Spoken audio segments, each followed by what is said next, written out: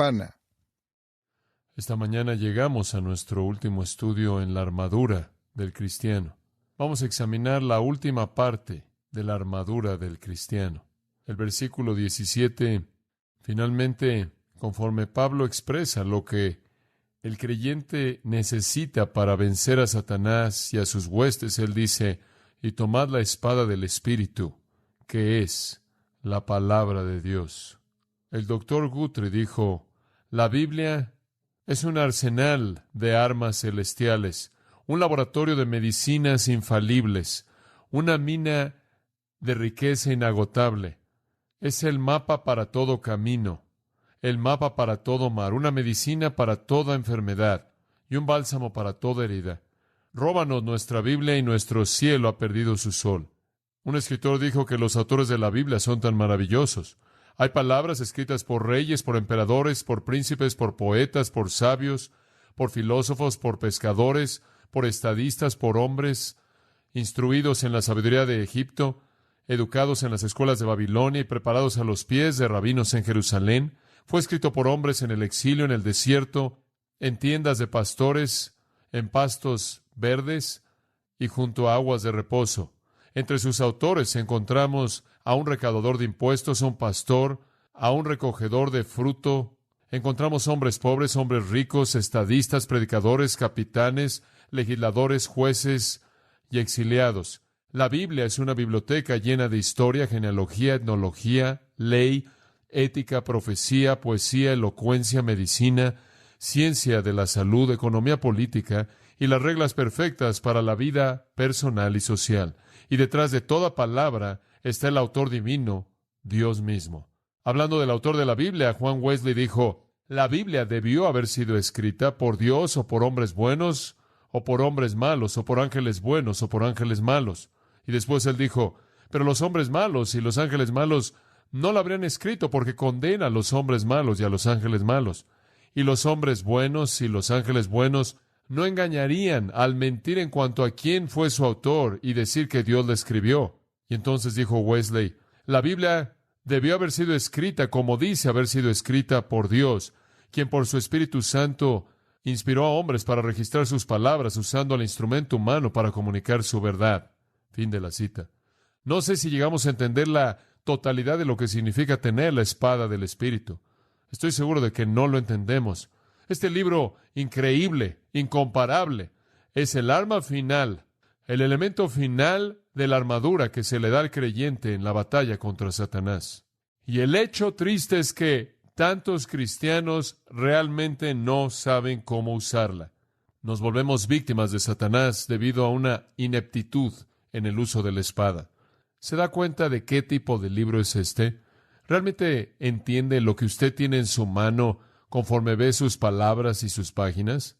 Permítame decirle lo que la Biblia dice por sí misma. En primer lugar, la Biblia dice que es infalible. Eso significa que no tiene error en su totalidad. Esto es, la suma de todo lo que dice no comete errores. Esto es, no tiene mancha, no tiene errores. En el Salmo 19:7 dice, la ley de Jehová es perfecta. En su totalidad es infalible. En segundo lugar, en sus partes es inerrante, y eso significa que no hay error en ella. En Proverbios 30, versículos 5 y 6 dice, toda palabra de Dios es limpia o pura. Toda palabra. No añadas a sus palabras para que no te reprenda y seas hallado mentiroso. Y entonces su palabra es infalible en su totalidad e inerrante en sus partes. En tercer lugar, está completa. Apocalipsis 22, 18 y 19 dice, si alguno añadiere a estas cosas, Dios le añadirá las plagas que están escritas en este libro, y si alguno quitare de las palabras de este libro, Dios quitará su parte del árbol de la vida. En otras palabras, usted no le puede añadir y no le puede quitar, y eso significa que está completa. En cuarto lugar, la Biblia tiene autoridad. En Isaías capítulo 1, versículo 2, leemos, oíd cielos, y dad oído tierra, porque Jehová ha hablado. Cuando Dios habla, más vale que todos escuchen. Eso es lo que significa cuando dice que tiene autoridad. Además, la Biblia es suficiente. En 2 Timoteo capítulo 3 dice que es suficiente para hacerte sabio para salvación. Es suficiente para hacerte perfecto, enteramente preparado para toda buena obra. Este libro puede llevarlo usted a la salvación y llevarlo a la perfección. No hay nada más que se necesite. Entonces la Biblia es infalible en su totalidad, inerrante en sus partes, completa, tiene autoridad y es suficiente. En sexto lugar, es eficaz. Es eficaz. Cuando habla, las cosas pasan. La Biblia cambia cosas. La palabra de Dios lleva a cabo transformación. En Isaías 55, así será mi palabra que sale de mi boca. No regresará a mi vacía, sino hará lo que yo quiero. Es eficaz. Escuche, si no creyera eso, no la predicaría. La razón por la que la predico es porque yo creo que hará lo que dice que hará. En séptimo lugar, es divina. Segunda de Pedro 1, 21 dice que la Escritura no vino de ninguna interpretación privada. No vino de la voluntad del hombre, sino que hombres santos de Dios hablaron conforme fueron movidos por el Espíritu Santo. Es el libro de Dios. Ahora escuche. Un libro que es infalible, inerrante, que está completo, que tiene autoridad, que es suficiente, que es eficaz y es divino, es un libro que debería ser valorado. Por otra razón, también es determinante. Lo que una persona hace con una Biblia revela su relación con Dios. Jesús dijo, el que es de Dios, las palabras de Dios oye. Vosotros no sois de Dios y por lo tanto no las oís. Si usted escucha la Biblia, muestra que usted le pertenece a Dios, y si no, muestra que usted no le pertenece. La Biblia entonces se convierte en un factor determinante en el sentido de el destino eterno de un hombre y su relación con Dios. ¡Qué libro tan increíble! No hay libro que exista en el universo que pueda hacer estas afirmaciones y sustanciarlas, solo la Biblia. ¿Qué es lo que la Biblia hace para usted? ¿Qué es lo que la Biblia le ofrece? ¿Qué recursos le trae a usted? Bueno, permítame sugerirle unos cuantos. En primer lugar, es la fuente de verdad. En Juan 17 dice, tu palabra es verdad. Es la verdad acerca de la vida, muerte, tiempo, eternidad, la verdad acerca del cielo y el infierno, la verdad acerca de lo que está bien y lo que está mal, la verdad acerca de los hombres y mujeres, la verdad acerca de gente mayor y gente joven, la verdad acerca de niños, la verdad acerca de la sociedad, la verdad acerca de toda relación entre Dios y hombre, toda relación entre hombre y hombre, toda relación entre hombre y la creación, la verdad acerca de todo lo que se necesita. En segundo lugar, la Biblia es una fuente de felicidad.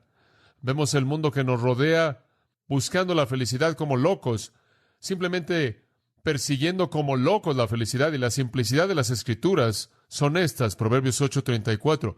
Bienaventurado, feliz el hombre que me oye. La simplicidad de la afirmación de Jesús en Lucas 11:28.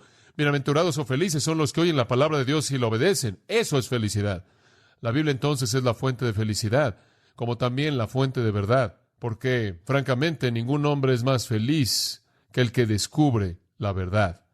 La otra noche en la televisión estaba viendo una entrevista con una mujer que había sido violada, y el que la entrevistaba le dijo, ¿qué has aprendido a través de esto? Y ella dijo, oh, he crecido a través de esto. Y el que la entrevistó dijo, bueno, eso es realmente maravilloso, en eso consiste la vida, en crecer. Pero estoy de acuerdo en que la vida consiste en crecer, pero no crecer en la manera en la que ellos piensan, sino crecer en el conocimiento de la palabra de Dios. Porque Pedro dijo, creced en la gracia y el conocimiento del Señor Jesucristo. ¿Cómo hace usted eso? De nuevo, la palabra es la fuente de crecimiento. Él dice en 1 Pedro 2:2, desead como niños recién nacidos la leche espiritual, para que por ella crezcáis. Escuche, la Biblia es la fuente de verdad, la Biblia es la fuente de felicidad, la Biblia es la fuente de crecimiento, y después la Biblia es la fuente de poder.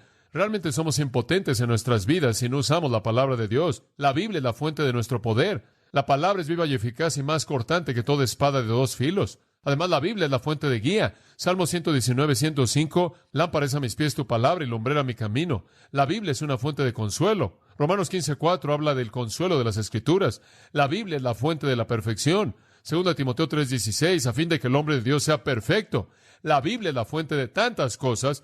Este libro increíble nunca tiene un error, nunca comete un error, siempre es suficiente y está completa y tiene autoridad y es eficaz y determinante y puede traer a su vida verdad y felicidad y crecimiento y poder y guía y consuelo y perfección.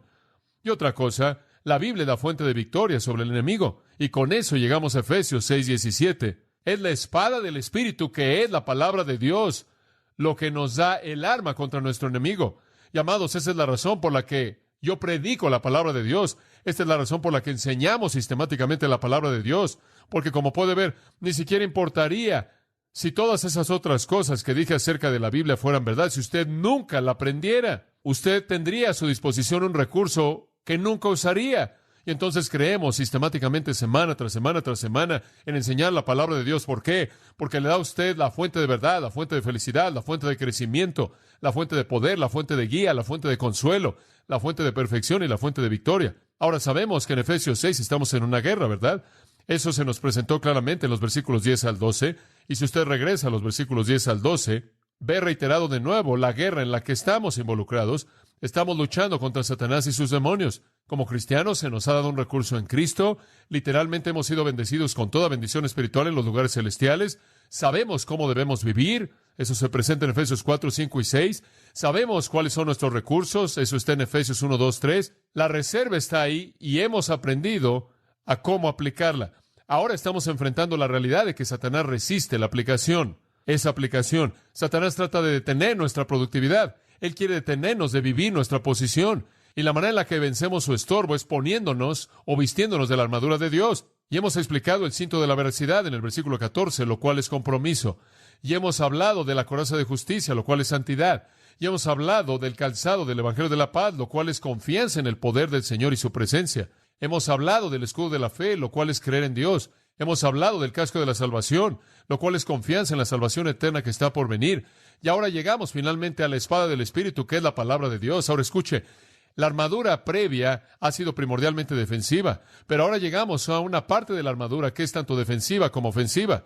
He oído a personas decir que esto es ofensivo. Es más que eso, es defensiva también. Ahora, la palabra espada aquí es un término muy interesante. Es la palabra en el griego makaira, y es una palabra muy común en el griego, una palabra muy común inclusive en el Nuevo Testamento. La otra palabra para espada es ronfalla. Se refiere a esa espada grande de la que hablamos la semana pasada. Podría ser bastante larga, más grande que, digamos, 1 metro, grande, ancha, una espada de doble filo que era usada con 2 manos. Eso no es lo que se tiene en mente aquí.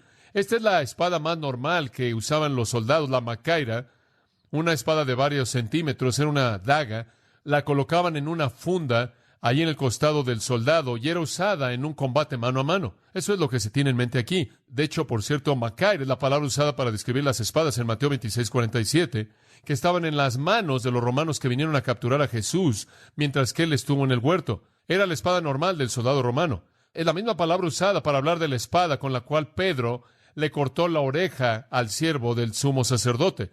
Es la misma palabra usada makaira para hablar de la espada usada en Hechos 12:2 para matar a Santiago, a Jacobo, el hermano de Juan. Es la misma palabra makaira, espada, usada para hablar de la espada que se usa contra los héroes de la fe en Hebreos 11. Es la secuencia normal de tamaños en esta makaira. Este concepto que era usado de la espada rutinaria diaria que usaban los soldados. Pero en cada caso parece aparente que una makaira tenía que ser usada de una manera más bien precisa para ser eficaz. Ahora, Pedro simplemente cortó un oído con ella. Estoy seguro de que si hubiera tenido una ronfalla, habría cortado al hombre de la oreja hasta la punta del pie del hombre. La makaira tenía que ser usada como un arma precisa. Ahora, esta es la palabra que Pablo tiene en mente. Era una espada normal usada por el soldado romano. Ahora observe esto, versículo 17, él dice, es la espada del Espíritu, tu pneumatos, del Espíritu podrá ser traducida. Literalmente podrá ser traducida por el Espíritu, o de otra manera podría haber sido traducida en un sentido adjetival, espiritual. Tiene todas estas opciones. Quizás Las mejores dos son estas. En primer lugar, podemos usarla como un adjetivo y tomar la espada espiritual con una E minúscula, no refiriéndose tanto al Espíritu Santo, sino más bien a la espada espiritual, porque sabemos bien que Pablo le dijo a los Corintios en 2 Corintios 10:4 que las armas de nuestra milicia no son carnales, sino espirituales. Esa es su implicación aquí. Y entonces estamos usando una espada espiritual. El hecho de que el versículo 12 dice que estamos peleando con huestes espirituales de maldad, él está hablando aquí de una espada espiritual. Claro, todo esto es espiritual. Realmente tenemos un cinto espiritual y una coraza espiritual y calzado espiritual y un escudo espiritual y un casco espiritual. Entonces, eso podrá ser usado en ese sentido. Y por cierto, tu pneumatus es usado en un sentido adjetival en Efesios 1:3 y 5:19. Entonces, esa podría ser una manera apropiada de traducirla en el contexto del libro. Pero quizás mejor, debido a que sería más coherente con el resto de la armadura, es traducirla en lo que llamaremos un genitivo de origen. En otras palabras, se está refiriendo al origen del que viene. La espada dada por el Espíritu, de tal manera que es la espada del Espíritu en el sentido de que el Espíritu la ha dado. Pero si usted une ambos conceptos, usted tiene esta idea. Nuestra espada es espiritual porque fue dada a nosotros por el Espíritu Santo. Ahora, cuando usted se volvió cristiano, usted recibió la espada. ¿En qué sentido? Usted tiene la Biblia. Dice usted, bueno, inclusive un incrédulo tiene la Biblia. Sí, un incrédulo tiene la Biblia, pero no tiene al Maestro de verdad residente, el Espíritu Santo, quien puede hacer que la Biblia sea significativa, ¿verdad? Esa es la razón por la que el hombre natural no entiende las cosas de Dios. Esa es la razón por la que en 1 de Juan nos dice en el capítulo 2 que tenemos una unción de Dios y que conocemos todas las cosas. Tenemos a un Maestro de verdad residente. Es el Espíritu de Dios viviendo en la vida del creyente que hace que la palabra de Dios esté disponible a ese creyente. Y entonces, cuando usted se convirtió en un creyente, usted recibe la palabra de Dios y el Espíritu de Dios, y en conjunción tiene la espada. Y entonces la espada se vuelve nuestra como creyentes. Pero ahora es cuestión de cómo aprendemos a usar la espada. Y usted sabe que todos los cristianos poseen la espada. La tenemos aquí y tenemos al Espíritu de Dios residente, de tal manera que es una espada espiritual, se vuelve un arma. Escuchen, amados, la Biblia en su vida es un arma. No hay duda al respecto, es un arma. Es solo cuestión de que si usted sabe cómo usarla o no. Y aprender a usarla depende de qué tan diligente es usted al involucrarse en estudiar la palabra de Dios. Esa es la razón por la que el apóstol Pablo pasó 3 años en Éfeso y dijo, yo les he declarado todo el consejo de Dios. ¿Por qué? Él quería enseñarles a cómo usar la espada. Él quería darles todo para que pudieran usarla de manera eficaz. Entonces tenemos una espada espiritual, una espada que no fue forjada en algún lugar humano o templada en fuegos terrenales. Una espada que tiene un origen divino, un arma poderosa, eficaz, sorprendente, que es todas las cosas que dije antes acerca de la Biblia. Es incomparable, que está en las manos de un creyente, tan poderosa que nada puede resistirla y nada puede vencerla. Siempre me acuerdo leer del rey Arturo y la espada invencible. Palidece a la luz de la invencibilidad de la palabra de Dios en el uso de un santo justo que sabe cómo usarla. La palabra entonces es nuestra arma y es poderosa. Es poderosa. En Romanos 1:16 dice, tan poderosa, dice él, que no me avergüenzo del Evangelio de Cristo porque es el poder de Dios para salvación. Usted usa esta espada y la gente se salva. Usted literalmente usa la espada, por así decirlo, y usted literalmente arranca las almas del reino de las tinieblas. Con la espada usted puede abrir un trecho en medio del dominio de Satanás. Es poderosa. Puede ser usada en juicio en Hebreos capítulo 4, en donde dice, la palabra de Dios es viva y eficaz, y más cortante que toda espada de 2 filos, y penetra hasta partir el alma y el espíritu, las coyunturas y los tuétanos, y discierne los pensamientos de las intenciones del corazón. La palabra discierne, de ahí viene crino, de la cual obtenemos juzgar al analizar la evidencia. La palabra de Dios se vuelve aquello que juzga a la gente. Usted predica la palabra y trae a sus vidas el juicio de Dios, y evalúa sus vidas en la balanza de la autoridad de la palabra de Dios para mostrarles el hecho realidad de su pecaminosidad. En el siguiente versículo él dice, esa es la razón por la que Hebreos 4:13, ninguna criatura puede esconderse, sino que toda persona está desnuda ante la palabra de Dios. La palabra de Dios se vuelve como una espada que arranca almas del reino de las tinieblas. La palabra de Dios se vuelve como una espada que penetra en los corazones de los hombres, los abre, les muestra la evidencia, les muestra su propio pecado y culpabilidad delante de un Dios santo. Este es un arma poderosa. Es tan poderosa que puede traer la verdad en contra del error. Es tan poderosa que puede traer felicidad a la tristeza. Es tan poderosa que trae la luz a la oscuridad y le muestra el camino. Es tan poderosa que cambia la tristeza en gozo. Es tan poderosa que cambia la esterilidad en crecimiento. Es tan poderosa que toma a una persona infantil y las hace madurar. Esto es algo poderoso. Esto es lo que tenemos en nuestras manos, la espada del Espíritu. Ahora, permítame apresurarme a añadir esto. La espada, como un arma, es tanto defensiva como ofensiva. Hablemos de su capacidad defensiva. Si usted ha visto a alguien usar una espada, usted sabe que una espada es usada tanto para detener un golpe como para dar uno. Y una persona que usa una espada la usa con esa parte que cubre su mano para defenderse a sí mismo contra los golpes de su enemigo. Y la manera en la que usted usa la palabra de Dios de manera defensiva es realmente crítico. Satanás viene a atacarlo con sus tentaciones.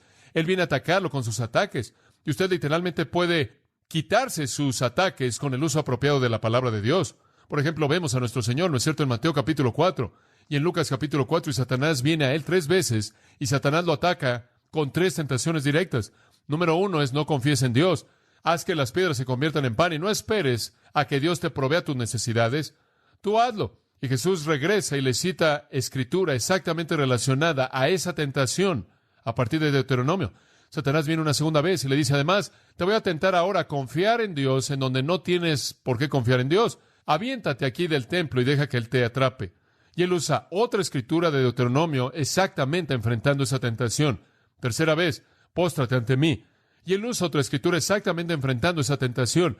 En otras palabras, de manera precisa, Él usa la macaira de la palabra.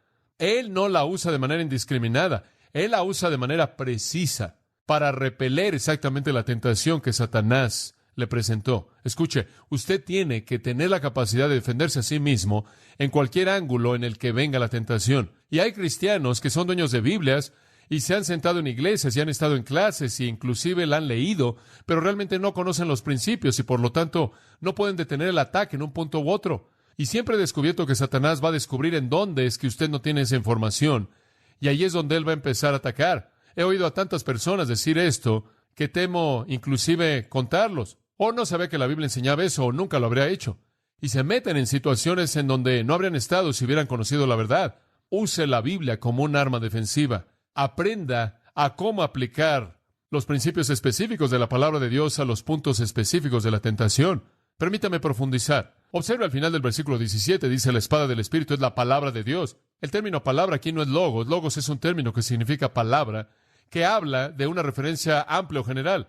La palabra de Dios, la idea general, es la palabra reme, significa una afirmación específica. No está hablando de un conocimiento amplio, está hablando de una afirmación específica. La espada del Espíritu es la afirmación específica de Dios. Y si usted no conoce lo que Dios dice de manera específica acerca de esa tentación, usted no la puede enfrentar. Entonces usted debe aprender a conocer la totalidad de la palabra de Dios para que usted conozca los puntos específicos. Esa es la razón por la que cuando le enseño la Biblia, no solo le leo las Escrituras, le cuento 3 historias y lo despido. Lo que trato de hacer es enseñarle los principios en el texto, porque el principio es la afirmación específica que Dios quiere que usted entienda para que usted pueda colocarlo en su almacén para usarlo en contra de Satanás. Escuchen, amados, deben aprender los principios de la palabra de Dios, y esa es la razón por la que tienen que estudiar para procurar con diligencia presentarse aprobados a Dios. ¿Se acuerda de los que estaban en Apocalipsis 12 que vencieron por la sangre del Cordero y la palabra de su testimonio? Usted vencerá a Satanás cuando usted conozca la palabra, ¿se da cuenta? Y usted puede dar testimonio de ello. Y entonces, en el sentido de defendernos a nosotros mismos, dependemos de nuestro conocimiento de la palabra de Dios. Y la razón por la que tantos cristianos ceden a la tentación es porque simplemente no conocen cómo la palabra de Dios enfrenta las cosas. Simplemente no están equipados con la espada. Ahora usted lo tiene, equípese a sí mismo con su uso apropiado. En segundo lugar, es una arma ofensiva. Y me encanta pensar en ella de esta manera. Uso la palabra de Dios en mi vida para defenderme a mí mismo contra los ataques de Satanás. Cuando Satanás me ataca con el desánimo, pienso en versículos que se relacionan con eso. Un hombre se me acercó después del primer servicio esta mañana y dijo: ¿qué versículos de la Biblia usa usted cuando se entristece? Y le di una respuesta a su pregunta. Él dijo: bueno, quiero conocer qué versículos de la Biblia usa usted cuando usted quiere renovar su compromiso. Él me estaba haciendo las preguntas correctas. Usted sabe a dónde ir para defenderse en contra de la tristeza, y defenderse contra el desánimo, y defenderse contra una falta de compromiso, contra la tentación, a los deseos de la carne, los deseos de los ojos y el orgullo de la vida. ¿Sabe usted cómo enfrentar esas cosas? Así es como usted la usa de manera defensiva. Pero ¿qué hay acerca de la ofensiva? Esta es la parte emocionante. Me da gusto que es ambas, porque a mí no me gustaría vivir mi vida entera simplemente tratando de defenderme. Eso aburre. De vez en cuando entro en la ofensiva. Por eso me encanta predicar, porque cuando estoy predicando no tengo tiempo para ninguna tentación. No me meto con esas cosas aquí arriba. Tengo mi espada ofensiva desenvainada y lo que estoy tratando de hacer es sacar a algunos de la jungla en el reino de Satanás. Y eso es lo que es emocionante. Cada vez que le llevo el evangelio a un alma no salva, me veo con la espada entrando en su dominio. Cada vez que alguien es redimido, veo un corte en su reino de tinieblas. Cuando usted se pone de pie, proclama la palabra de Dios, se le enseña a sus hijos, le habla de ella a sus amigos, habla de ella en el trabajo, habla con otros alumnos en la escuela de la palabra, o se pone de pie en un púlpito como este y predica, usted tiene en su mano la palabra de Dios como un arma ofensiva y usted está penetrando en el reino de Satanás. Me encanta ser entrevistado por alguien que está confundido acerca de algo en nuestra sociedad y decir, esto es lo que Dios dice, ¿se da cuenta? Y atacar el sistema con la espada del Espíritu. Me encanta poder ponerme de pie en contra de la oposición y decir, esto es lo que la verdad de Dios tiene que decir. Ahora, Satanás sabe que la palabra es eficaz y entonces trata de detenerla. Observe Mateo 13. Satanás va a hacer lo que pueda hacer para callar a aquellos que predican la palabra. Él va a tratar de hacer lo que pueda para tratar de deshacer lo que ellos hacen. ¿Se acuerda usted de la parábola que Jesús contó acerca del sembrador y la semilla? No tenemos tiempo de entrar a los detalles en este momento. Tendremos más tiempo más adelante en nuestra serie en Mateo. Pero quiero que vea lo que se aplica a nuestros pensamientos en esta mañana. Aquel día salió Jesús de la casa y se sentó junto al mar, y se le juntó mucha gente, y entrando él en la barca, se sentó, y toda la gente estaba en la playa, y les habló muchas cosas por parábolas, diciendo, he aquí el sembrador salió a sembrar, y mientras sembraba, parte de la semilla cayó junto al camino, y vinieron las aves y la comieron. Parte cayó en pedregales, donde no había mucha tierra, y brotó pronto, porque no tenía profundidad de tierra.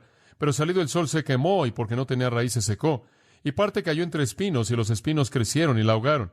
Pero parte cayó en buena tierra, y dio fruto a 100, cuál a 60, y cuál a 30 por uno.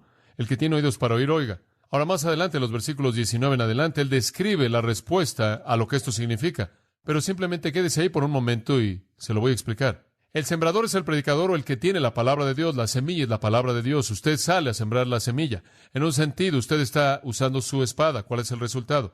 Usted empieza a usar su espada y las cosas comienzan a suceder. El versículo 8 dice que cuando encuentra buena tierra, hombre, el fruto va a salir a 160 y a 30 por uno. Entonces Satanás sabe que puede hacer esto. Entonces Satanás está ocupado tratando de asegurarse que esto no pase. Entonces cuando usted la siembra y cae, por ejemplo en el versículo 4, ahí al lado del camino, inmediatamente vienen las aves y la devoran.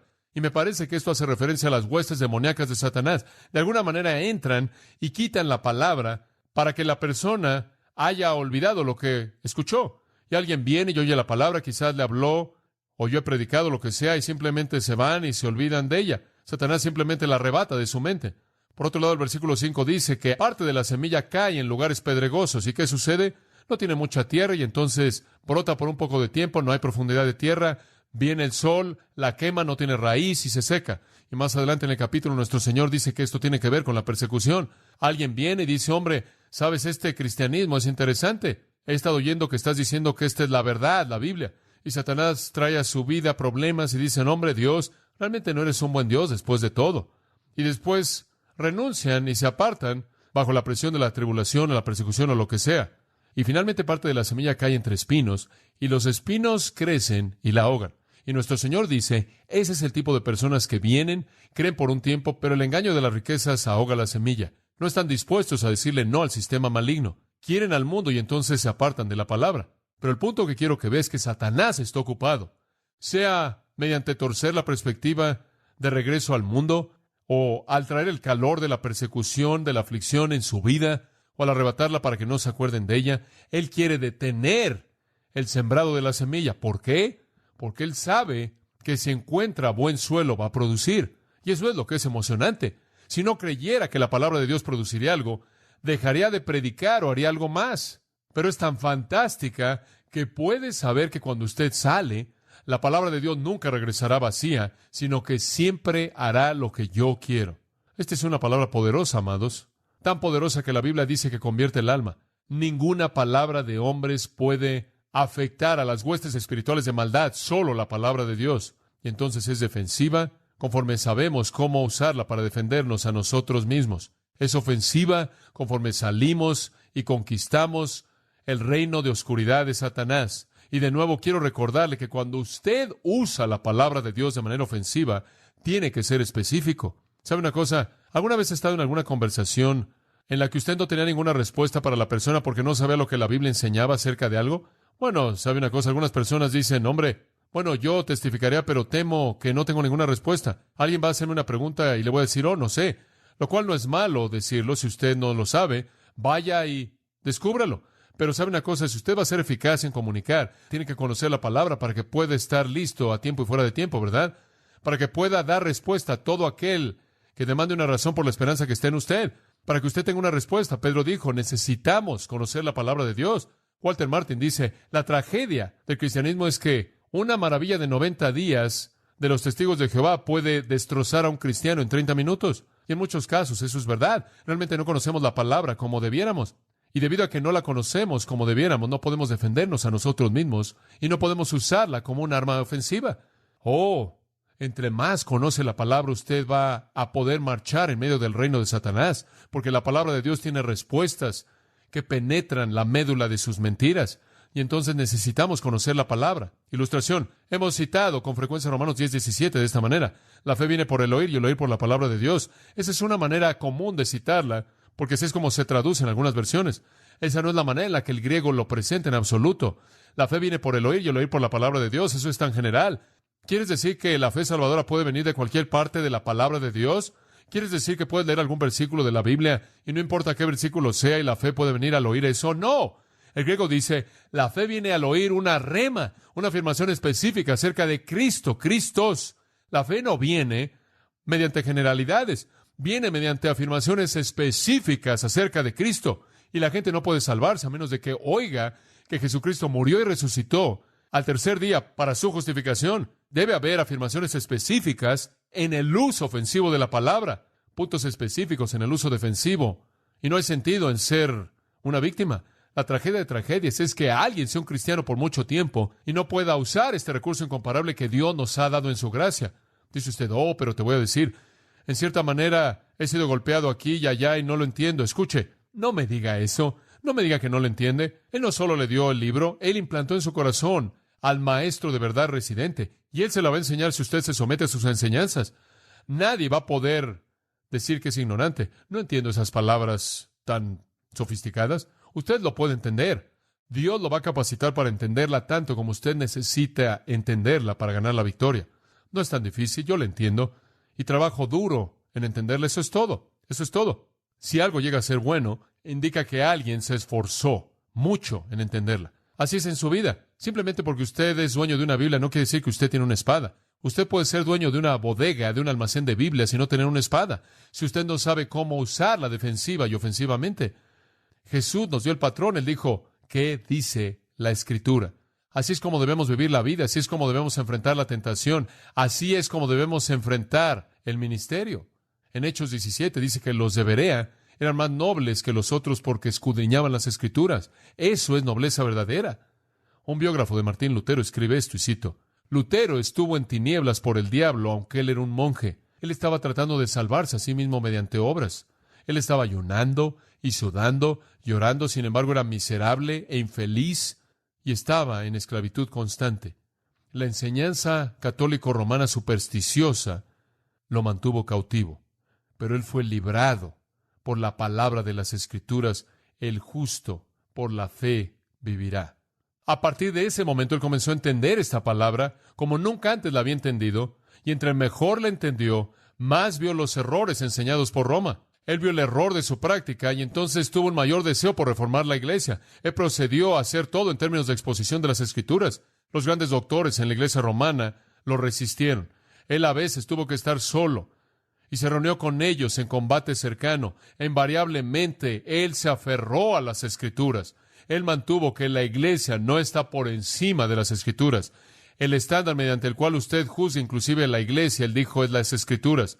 Y aunque él era un hombre solo, al principio solo, él pudo pelear al sistema de los papas y 12 siglos de tradiciones, y él lo hizo al tomar la espada del Espíritu, que es la palabra de Dios. Escuche, nunca habría habido una reforma si un hombre no hubiera podido ponerse de pie y resistir a los eruditos que estaban en el error del sistema de papas y repeler sus argumentos con la palabra de Dios. Nuestros padres protestantes en este país hicieron precisamente lo mismo. Hubo un arma que usaron de manera repetida. Los puritanos lo hicieron. A principios del protestantismo, como usted sabe, decidieron que todo cristiano debería tener una Biblia. ¿Por qué? Porque si usted no tiene una Biblia, no tiene una espada. Y fue el voto de Tyndale que todo granjero y todo hombre que trabajara en el campo pudiera leer y entender para poder protegerse contra la infiltración de otro periodo, de una época oscura. Él dijo, la manera en la que la gente puede ser fuerte, la manera en la que la gente puede fortalecerse, es dándoles el conocimiento de la palabra de Dios. Y fue esa gran ansiedad por el conocimiento preciso de la Biblia que llevó a una traducción confiable de las Escrituras a su idioma y al mío. Podemos agradecerle a Dios por esas personas. Es esencial que la palabra de Dios sea conocida. Es esencial si vamos a ganar la batalla. H.P. Barker era un maestro de las ilustraciones. Un día él se describió a sí mismo mirando por una ventana y viendo un jardín lleno de plantas y flores. Y él dijo, vi 3 cosas en el jardín. En primer lugar, vi una mariposa. La mariposa era hermosa. E iba de una flor y después volaba a otra flor y después volaba a otra flor. Solo por 1 o 2 segundos se quedaba ahí, se movía y tocaba tantas flores como podía, pero no derivó ningún beneficio en absoluto de esto. Después, dijo él, me quedé viendo por un poco más de tiempo por mi ventana y salió un hombre que estudiaba botánica.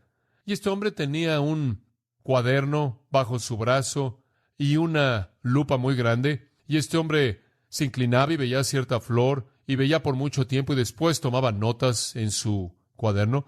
Y estuvo ahí por horas, escribiendo notas, la cerraba, la metió debajo de su brazo, guardó su lupa en su bolsa y se fue. Y después él dijo, lo tercero que vi fue una abeja, simplemente una pequeña abeja. Pero la abeja llegaba a una flor y aspiraba las profundidades de la flor y extraía todo el polen que podía llevar. Y llegaba vacía, pero salía llena. Y H.P. Barker dijo, así es como la gente trata la Biblia. Hay aquellos que simplemente vuelan de un sermón hermoso a otro sermón hermoso, de clase a clase, de estudio a estudio, cayendo aquí, cayendo allá, sin traer nada ni obtener nada. ¡Qué sentimiento tan agradable! Después están los que son como estudiantes de botánica espiritual, quienes toman muchas notas, que están tratando de asegurarse que toda su ortografía esté correcta, pero no tienen la capacidad de extraer nada de las flores. Es un ejercicio meramente académico. Después están las abejas espirituales, que extraen de toda flor preciada todo lo que se encuentra ahí para poder producir la miel que los hace tan bendecidos para aquellos que los rodean. ¿Cuál es usted? Usted puede venir a Grace Church y ser una mariposa. Puede estar volando de estudio a estudio, de seminario a seminario, de libro a libro, sin cambiar nunca. O puede ser como un estudiante de botánica. Algunos de ustedes tienen suficientes cuadernos llenos de notas como para hundir un pequeño barco de guerra. O puede ser una abeja que llega vacía y sale llena, produciendo miel que hace que la vida sea dulce. ¿Cuál es usted? La espada está ahí, está disponible. ¿La está usando? Mi amigo Rodney está sentado aquí. Él no sabe que voy a hablar por él por un momento, pero él se sienta aquí siempre el domingo y Rodney está en nuestra clase especial. Y cuando conocí a Rodney por primera vez, él fue bautizado no hace mucho tiempo atrás, pero Rodney tenía una Biblia bastante desgastada. No sé si la trajo con él esta mañana. Él tiene su Biblia nueva, ¿verdad? Muy bien, él tiene su Biblia nueva. Pero él tiene una Biblia desgastada y él lee un poquito, unas cuantas palabras. Entonces, él tenía su Biblia y se veía bastante mal. Él usa su bicicleta, usted sabe, y entonces su Biblia estaba desgastándose. Entonces un día le dije, Rodney, ¿necesitas una Biblia nueva? Él dijo, sí, necesito una Biblia nueva. Es correcto. Entonces le dije que viniera conmigo a la librería y que yo le conseguiría una Biblia. Entonces fuimos a la librería y yo le dije, ahora, sé que no lees, Rodney, simplemente lees un poquito, pero ¿qué tipo de Biblia te gustaría? Y él dijo, bueno, quiero una con los números muy grandes para que pueda ver de qué versículo estás hablando y pueda verlo mientras que hablas del versículo. Y bueno, realmente eso cautivó mi corazón y entonces conseguimos una Biblia con números lo suficientemente grandes para que pudiera ver los números. Y pensé en algunos de ustedes. Ustedes pueden comprender todo concepto ahí. Pueden reflexionar en todo principio ahí. No es solo números para ustedes. Sin embargo, me pregunto si son abejas que están extrayendo todo lo que hay ahí y le están usando como un arma para ganar la victoria que ya es suya en Jesucristo. Oremos juntos. Padre, te damos gracias por tu palabra. No puedo evitar más que pensar que, en un sentido, la armadura completa de Dios no es nada más que un retrato de Jesucristo. Cristo es la verdad como el cinto de la veracidad.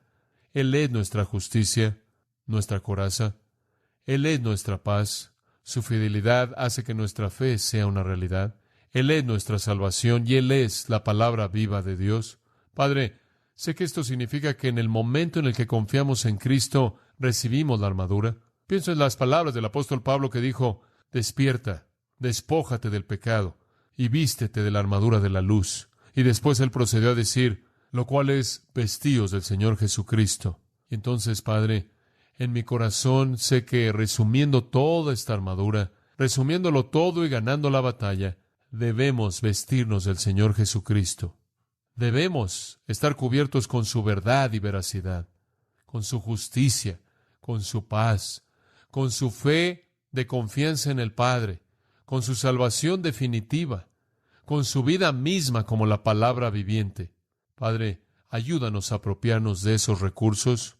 Señor, hay algunos aquí el día de hoy que están indefensos, que están impotentes en contra del enemigo, porque no se han vestido del Señor Jesucristo, no tienen armadura alguna. Oh Dios, oro porque este sea el día en el que reciban a Cristo, que se vistan de Él y estén listos para la batalla.